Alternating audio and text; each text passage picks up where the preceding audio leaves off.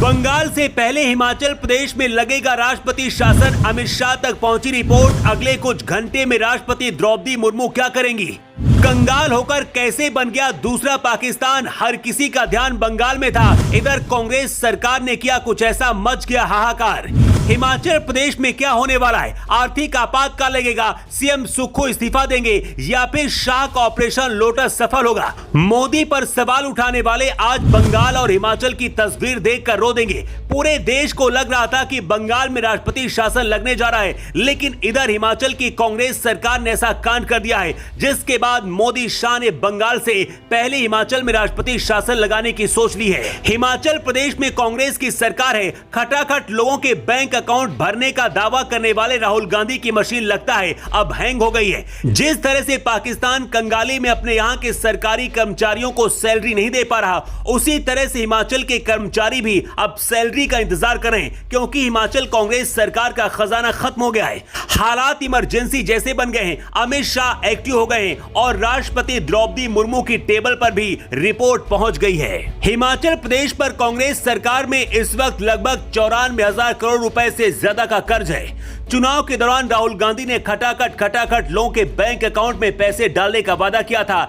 लेकिन जिस हिमाचल में कांग्रेस की सरकार है, वहां खटाखट छोड़िए, सरकारी कर्मचारियों को सैलरी देने के लिए भी सरकार के पास पैसे नहीं है।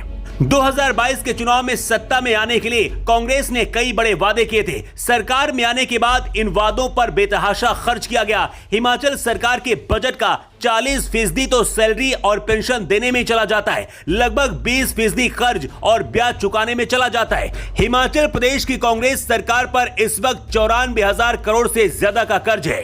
कांग्रेस और इंडिया गठबंधन वाले इस वक्त सिर्फ चुनाव जीतने के लिए कुछ भी करने को तैयार हैं। इन्हें आम जनता से कोई मतलब नहीं। यही वजह की जनता के बीच जब काम करके चुनाव नहीं जीत पाते तो खटाखट और फटाफट बैंक में मुफ्त का पैसा देने का लालच देते हैं। लोकसभा चुनाव के दौरान भी देखा गया था, जब कांग्रेस दफ्तरों के बाहर लाइन लगी थी कि राहुल गांधी ने जो वादा किया था अब उन्हें पैसे दिए जाएं। इसी तरह से हिमाचल का चुनाव भी कांग्रेस ने जीता, लेकिन आज हालात देखिए, मुफ्त में सब कुछ बांटकर हिमाचल को आर्थिक संकट में झोंक दिया। जो लोग मोदी और योगी की नीतियों पर सवाल उठाते हैं, उन्हें आज बंगाल और हिमाचल की तस्वीरें देखनी चाहिए। बंगाल में अगर योगी स्टाइल में एक्शन लिया गया होता तो बंगाल की यह हालत नहीं होती, और अगर हिमाचल में भी बीजेपी की तरह ईमानदारी से काम किया गया होता तो कांग्रेस की सरकार में इस तरह की कंगाली नहीं होती।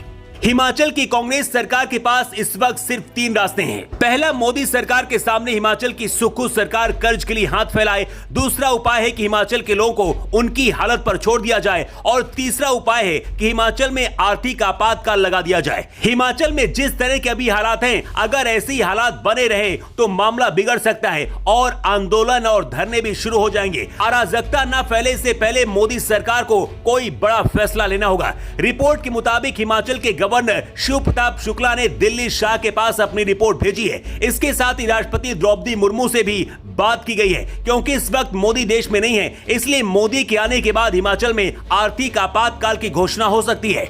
वैसे सीएम सुक्खू ने कहा है कि 4 और 5 तारीख को सैलरी कर्मचारियों को मिल जाएगी, लेकिन अगर ये सैलरी मिल भी गई तो आगे क्या होगा? अगर कर्मचारियों की सैलरी देने के लिए ही पैसे नहीं है तो फिर विकास का काम कैसे होगा? और जो सरकार विकास ही नहीं कर सकती तो सत्ता में रहने का क्या मतलब? खबर यह भी मिल रही है कि बीजेपी तख्ता पलट की रणनीति भी बना रही है और पूर्व सीएम जयराम ठाकुर के संपर्क में विपक्ष के करीब 10 विधायक है।